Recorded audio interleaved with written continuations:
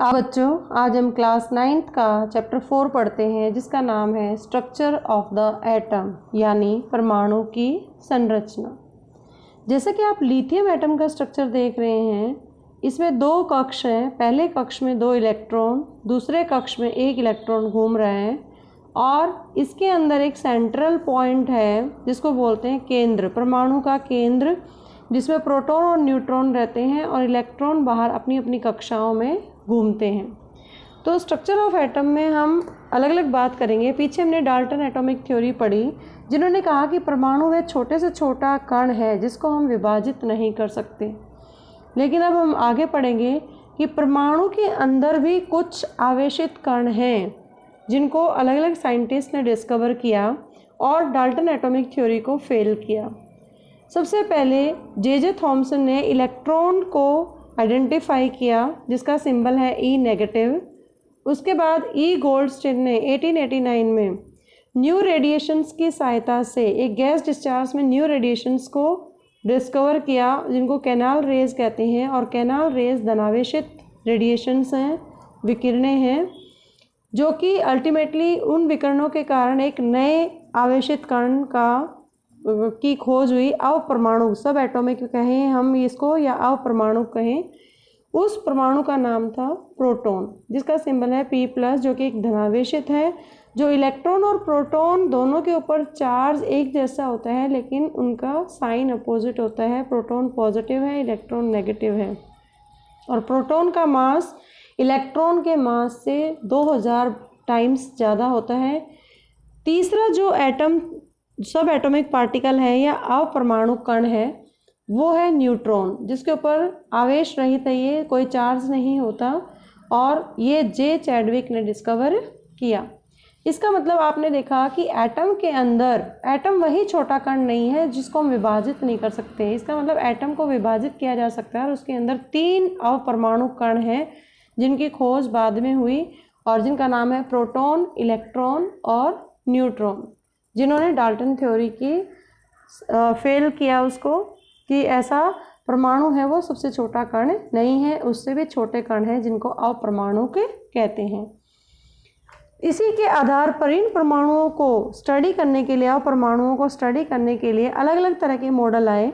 सबसे पहले J Thomson पहले वैज्ञानिक थे जिन्होंने परमाणुओं की संरचना से संबंधित अपना पहला मॉडल प्रस्तुत किया और जे थॉमसन ने अपने मॉडल को एक क्रिसमस केक या एक तरबूज के जैसा है वो समझा कि जिस तरीके से क्रिसमस केक होता है जिसमें जो केक है वो एक धनावेशित गोला है और क्रिसमस पर जो सूखे मेवे लगे होते हैं वो इलेक्ट्रॉन हैं। इसी तरीके से तरबूज का भी उदाहरण ले सकते हैं जे थॉमसन को समझने के लिए कि जो परमाणु है वो धन आवेशित तरबूज के खाने वाले लाल भाग की तरह बिखरा है, लेकिन जो इलेक्ट्रॉन है उस धनावेशित गोले में तरबूज के बीज की भांति धसे हुए हैं। तो इसी आधार पर, इसी मॉडल के आधार पर थॉमसन ने प्रस्तावित किया कि जो परमाणु है वो धन आवेशित गोले का बना होता है। मतलब जिस तरीके से आप देख रहे हो पॉजिटिव चार्जेस हैं इस गोले के अंदर, ये धन आवेशित है, ये परमाणु बना हुआ है धन आवेशित और इसमें इलेक्ट्रॉन कहीं कहीं कहीं धसे हुए हैं। इसका मतलब इसमें धनावेश आवेश भी है, ऋणावेश भी है। तो ये इन्होंने सेकंड कंक्लूजन क्या निकाला कि इनका परिमाण समान है, धनावेशित का भी और ऋणावेशित का भी, इसलिए परमाणु वैद्युत रूप से उदासीन होते हैं। ये इनका कंक्लूजन था जे थॉमसन का। उसके बाद सेकंड एक मॉडल आया जिन्होंने जे थॉमसन के पोस्टुलेट को नकारा और उसका नाम था रदरफोर्ड मॉडल।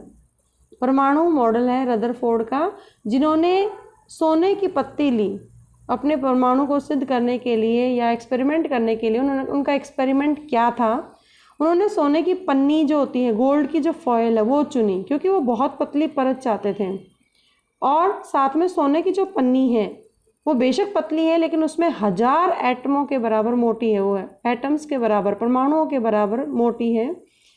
दूसरा, उन्होंने अपने एक्सपेरिमेंट में क्या खास बात ली कि जो अल्फा कण उन्होंने यूज़ किए जो कि हीलियम कण के जैसे होते हैं, द्विआवेशित होते हैं और ये धन आवेशित हैं। इनका जो द्रव्यमान है वो 4u है, यूनिफाइड मास है, इसलिए ये तीव्र गति से चल रही इन अल्फा कणों में पर्याप्त ऊर्जा होती है। हाई एनर्जेटिक कण है वो उन्होंने लिए अल्फा कण, और उन्होंने उम्मीद की, अनुमान था कि उन्हें कि जो अल्फा कण है वो सोने के परमाणुओं में जो अपरमाणुक विद्यमान हैं उनसे विक्षेपित होंगे। चूँकि अल्फा कण है वो प्रोटॉन से बहुत अधिक भारी थे, इसलिए उन्होंने उनके अधिक विक्षेपण की आशा नहीं की थी। ये तो था कि हाँ वे डिफ्लेक्ट होंगे, लेकिन इतने होंगे ये उम्मीद नहीं की थी। अब रदरफोर्ड का जो अल्फा स्कैटरिंग एक्सपेरिमेंट है उसके अंदर जैसे सेटअप दिखा रखा पूरा, थिन गोल्ड फॉइल ले रखी है और उसमें लेड बॉक्स में से अल्फा रेज है वो स्कैटर हो रही हैं। तो इसमें कुछ पार्टिकल सीधे जा रहे हैं, कुछ थोड़े डिफ्लेक्ट हो रहे हैं, कुछ रिवर्स बैक हो रहे हैं। तो कुछ उन्होंने अपने अल्फा स्कैटरिंग एक्सपेरिमेंट में कुछ अनुमान लगाया और उन्होंने क्या देखा कि जो तेज़ गति से चल रहे थे अल्फा कण वो सीधे सोने की पत्ती से सीधे सीधे निकल गए। कुछ अल्फा कण हैं वो पन्नी के द्वारा बहुत छोटे कोण से विक्षेपित हुए, मतलब स्मॉल एंगल से डिफ्लेक्ट हुए, और आश्चर्यजनक रूप से प्रत्येक 12,000 कणों में से एक कण वापस आ गया, 180 डिग्री पर वापस है और रिवर्स बैक हो गया। और इस तरीके से उन्होंने अपने प्रयोग को ऑब्जर्व किया। उसके बाद उन्होंने कुछ निष्कर्ष निकाला अपने प्रयोग के आधार पर कि ऐसा क्यों हुआ, क्योंकि परमाणु के भीतर जो अल्फा के कण हैं वो बिल्कुल आर पार चले गए। इसका मतलब परमाणु के भीतर का अधिकतर भाग खाली था और इसलिए अधिकतर अल्फा कण है वो बिना विक्षेपित हुए आर पार निकल गए। दूसरा, कुछ पार्टिकल विक्षेपित हुए थे, इसका मतलब बहुत कम कण अपने मार्ग से विक्षेपित होते हैं। तो इसका मतलब क्या है कि परमाणु में धनावेशित भाग बहुत ही कम है। फिर तीसरा कंक्लूजन जो उन्होंने अपने एक्सपेरिमेंट के आधार पर निकाला कि जो बहुत कम अल्फा कण है वो 80 डिग्री पर वापस आ गए थे, विक्षेपित हुए थे, जिससे संकेत मिलता है कि जो सोने का परमाणु है वो पूर्ण रूप से धनावेशित भाग है और उसका द्रव्यमान परमाणु के भीतर बहुत ही कम आयतन में सीमित होता है। और लास्ट में उन्होंने एक बहुत अच्छा कंक्लूजन निकाला कि जो नाभिक की त्रिज्या है, जो सेंटर में न्यूक्लियस होता है, उसकी जो त्रिज्या है, उसका जो रेडियस है वो एटम के रेडियस से 10 की पावर 5 गुना छोटी है। इसका मतलब न्यूक्लियस का साइज एटम के साइज से बहुत ही छोटा है। उसके बाद आगे उन्होंने क्या देखा, उन्होंने इस एक्सपेरिमेंट के बेस पर कुछ अपने रदरफोर्ड ने अपने प्रयोग के आधार पर कुछ पोस्टुलेट है या कुछ लक्षण जो उन्होंने देखे वो आगे अपने बताए।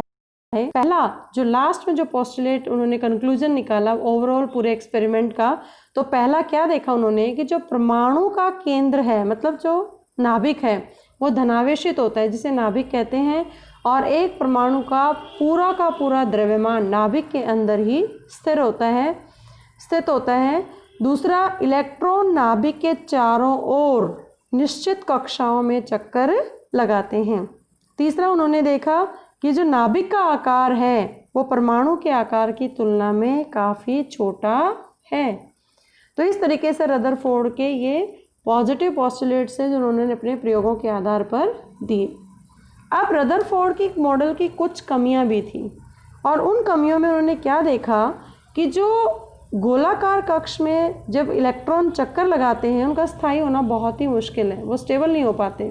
क्यों नहीं हो पाते? क्योंकि कोई भी जब आवेशित कण गोलाकार कक्ष में एक्सेलरेट करेगा, त्वरित होगा, तो जब त्वरण होगा या एक्सेलरेशन होगा तो उनके जो आवेशित कणों से जो ऊर्जा निकलती रहेगी, विकृत होती रहेगी। इससे क्या होगा, स्थायी कक्ष में घूमता इलेक्ट्रॉन अपनी ऊर्जा को निकालेगा और वो नाभिक से टकरा जाएगा। एक टाइम ऐसा आएगा कि नाभिक के अंदर है वो सारे इलेक्ट्रॉन गिर जाएंगे क्योंकि उनका ऊर्जा है वो लॉस हो रही है। लेकिन अगर ऐसा होता तो परमाणु अस्थिर होता मतलब अनस्टेबल होता और परमाणु स्थायी नहीं होता इसका मतलब। लेकिन ऐसा नहीं है, जो कि रदरफोर्ड की मॉडल की ये कमी थी, सबसे बड़ी कमी थी। आज आपने पढ़ा जे थॉमसन चार्ज पार्टिकल्स किस तरह डाल्टन थ्योरी को फेल किया, और दूसरा मॉडल था रदरफोर्ड का परमाणु मॉडल। नेक्स्ट वीडियो में हम पढ़ेंगे बोर का परमाणुिक मॉडल। आई होप आपको समझ आया होगा। Thank you so much. Please do subscribe and don't forget to like to.